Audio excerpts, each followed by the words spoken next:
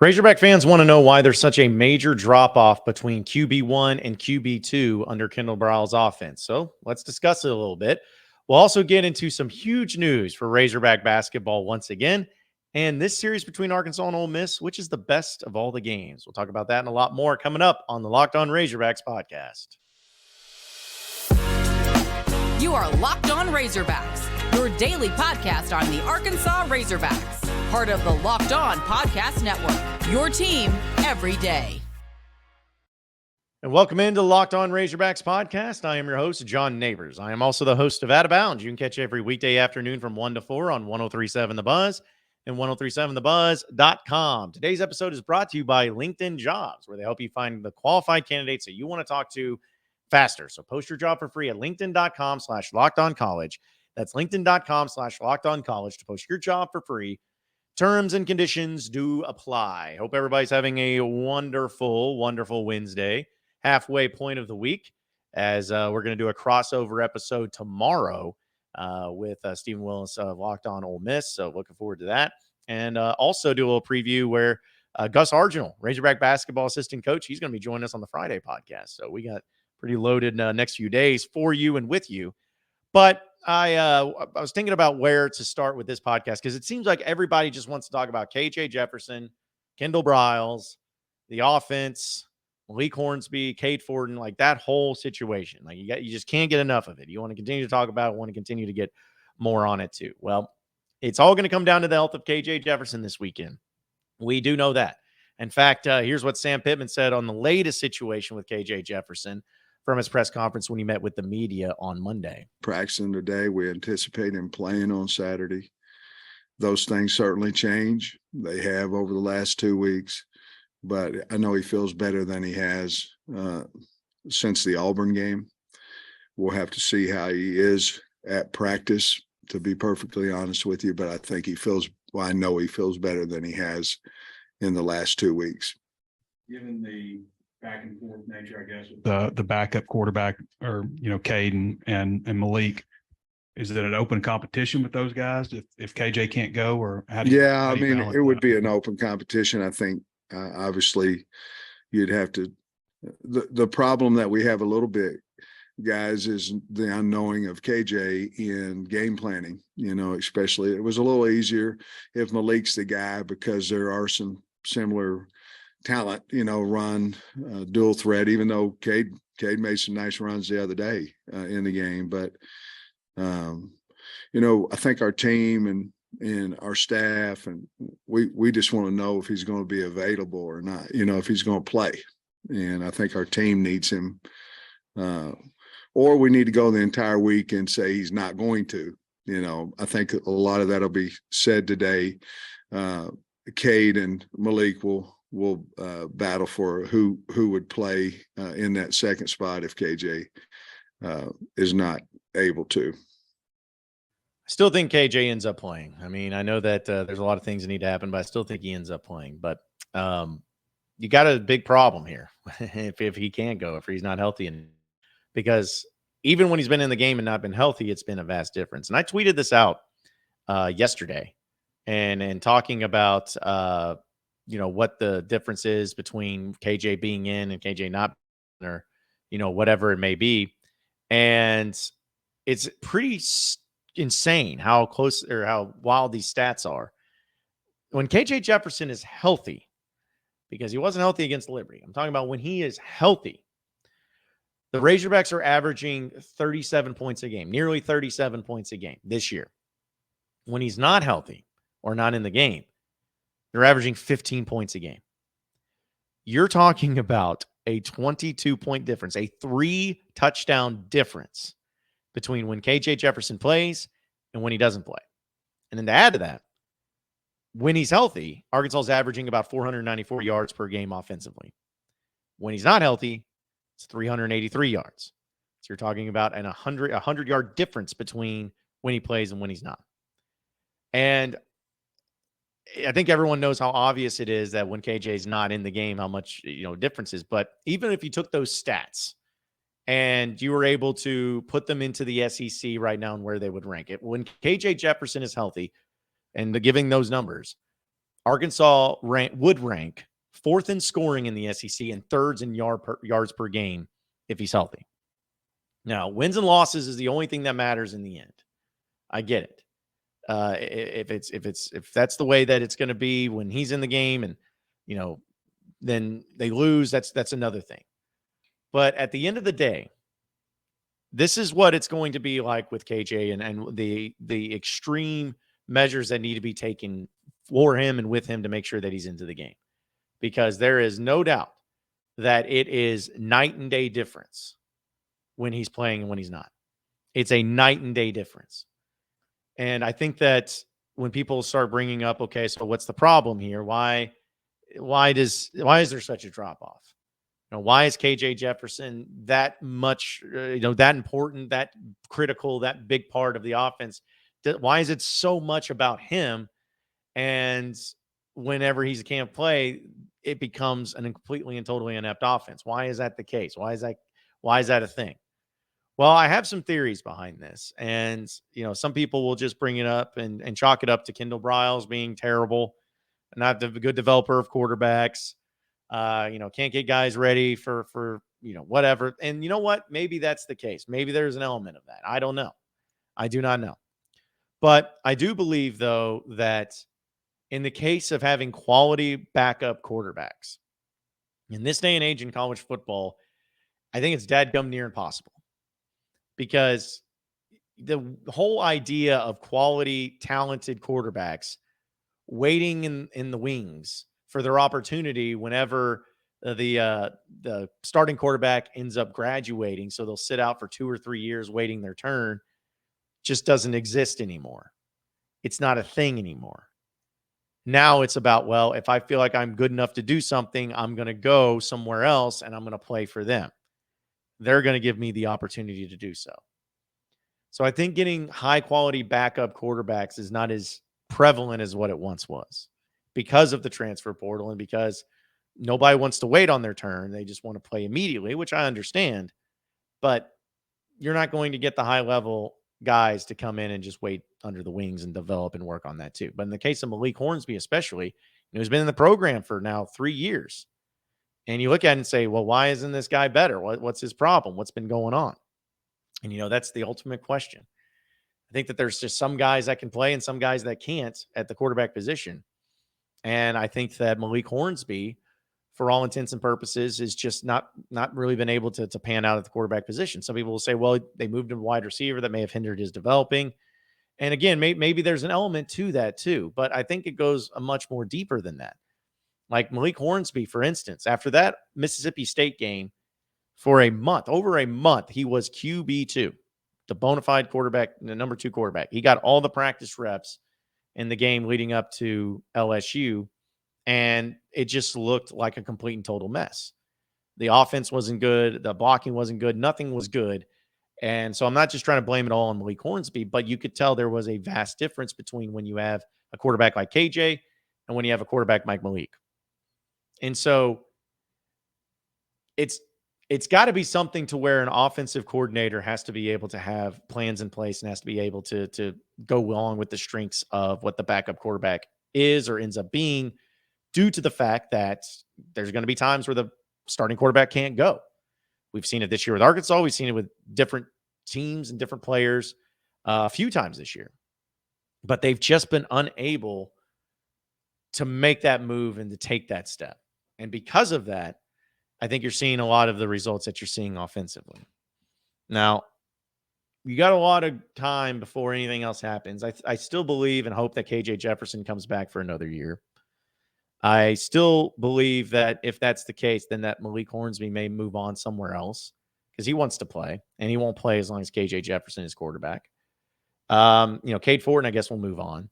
So Arkansas is going to have to go into the portal to get a quarterback, but they also have Malachi Singleton, a really, really good, highly touted high school quarterback coming in.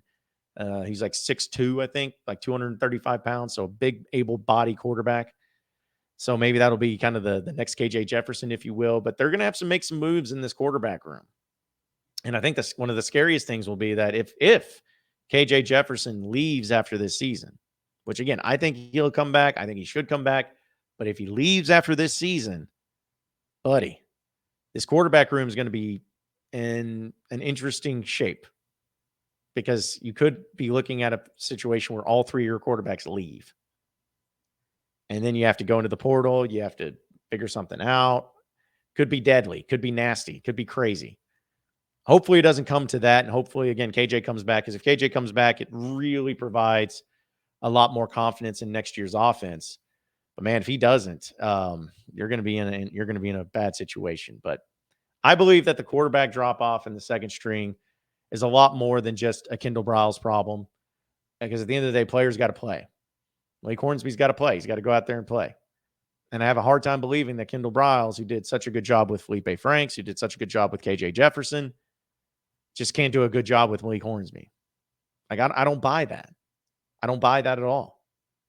Has it been perfect? I don't know. I'm not there behind the scenes. I'm not on the field. I don't know. But Kendall Briles has had a pretty good resume of quarterbacks just here at Arkansas that when they went out there and played, they played really well. Because even back when Felipe Franks got hurt against Missouri, guess who came in and did an incredible job? KJ Jefferson. So it's not even like he doesn't have the backups prepared. Like, KJ did great in that game against Missouri on the road. I think it's more of a personnel problem. I think it's a personnel problem. I think it's an injury problem. I think it's a confidence problem. I think it's just a culture. Whatever it is, it's a problem. So that's why it is so crucial and so pivotal for this weekend against Ole Miss for KJ Jefferson to not only play, but be healthy enough to play, because I think if he does, it'll be a huge difference for Arkansas in this game as well. These days, every new potential hire feels like a high-stakes wager for your small business. You want to be 100% certain that you have the access to the best qualified candidates available. That's why you have to check out LinkedIn Jobs. They help the right people find the right people for them faster and for free. You can add your job whenever you're looking to hire somebody by putting the purple hashtag hiring frame on the LinkedIn profile to spread the word that you're hiring. Simple tools like screening questions make it easy to focus on candidates with just the right skills and experience so you can quickly prioritize who you'd like to interview and hire. It's why small businesses rate LinkedIn Jobs as the #1 in delivering quality hires and leading competitors. LinkedIn Jobs helps you find the most qualified candidates that you want to talk to faster. So post your job for free at linkedin.com/lockedoncollege. That's linkedin.com/lockedoncollege to post your job for free. Terms and conditions do apply. You are Locked On Razorbacks, your daily podcast on the Arkansas Razorbacks, part of the Locked On Podcast Network, your team every day. All right, moving on to the next segment of the Locked On Razorbacks podcast. Huge, great, incredible news for the Razorback basketball team as they were able to not only get a commitment, but a signing of Baye Fall, who is a 5-star big man, 6'10", 205 pounds. He had a lot of different offers, and he was just a guy that Arkansas was really hot and heavy on.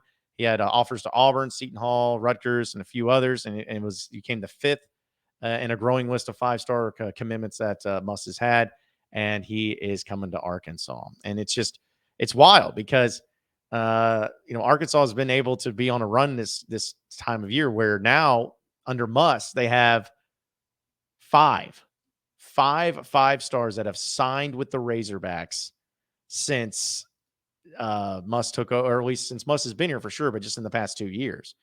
And this is a guy who's the #1 player in Colorado. He's the #3 player at the center position, and he's the #14 national player as well. So huge get for the Razorbacks, and he is calling them his home in Fayetteville. I know we talked about it a little bit last week about Baye Fall. I had been hearing that he's going to come to Arkansas for a while now, and it's good that now you got his signature on the dotted line, so now there's no issues, there's no hiccups, there's nothing like that.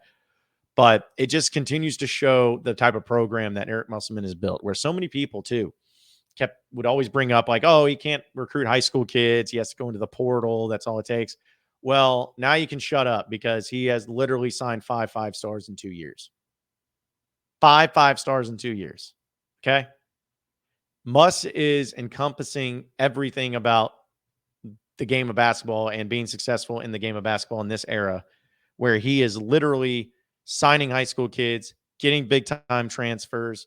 And on top of all those things, coaching them up, developing them, making them better, and being able to put them in positions to be successful to where not only they have success as individuals, but the team has high-level success as well. That's insane. It's almost fun just to sit back and watch, even though they haven't, as this has nothing to do necessarily with anything on the court of signing these players. They will be on the court next year. But it's almost fun just to sit back and watch him in the offseason mode or just in his off-the-court antics and marvel at like how he's doing this. I don't know. I don't care. But he's getting the best of the best out of this high school class. And when he adds in a mixture of transfers, this isn't just a one-year deal or an ever so often deal. This right now is what you're seeing at Arkansas. This is a building block. This is a foundation. This is a program that is getting put together and worked to be the highly competitive program that it needs to be. And it's just so incredible to see. Like, it's finally getting to the point to where it needs to be. This is going to be something that continues on for a while. And who knows? Like, I started thinking about this today, that if Arkansas was able to win a national championship this year, which again, I know is a lot to ask, and I'm not saying that they will for sure. I think they're good enough and talented enough to at least be in the mix, but it's so difficult to do. But just like imagine if they ended up doing that. Like, you're set for years. Like, is they'll just kids keep coming in, keep wanting to come to Arkansas, keep developing, you get guys drafted. Like, Arkansas could legitimately get into a stratosphere of being one of the best programs in the country. Now, they have to come along with winning. They've gotten to the Elite Eight back-to-back years. It's been great. But it's incredible to talk to other SEC people and people who cover basketball, people at other basketball schools that are, all about college basketball and everything, and see the reactions to what Muss and Arkansas is doing, where it's kind of like, man, we don't like that because it's a scary thing that he's building over there. And I think that you're going to see the monster continue to grow at Arkansas. But huge gift with Baye Fall. Hopefully it ends up being a great season this year for Arkansas to where they can just continue to build on it next year. But man, oh man, Muss is getting the job done. Not bad for a guy that can't recruit high school players. Am I right? BetOnline.net is your number one source for all the sport betting info, stats, news, and analysis.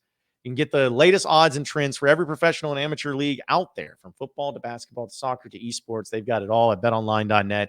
And if you love sports podcasts, you can find those at BetOnline as well. And they're also the fastest and easiest way to get in on your sports betting fix. So head to the website today or use your mobile device to learn more over at BetOnline, where the game starts.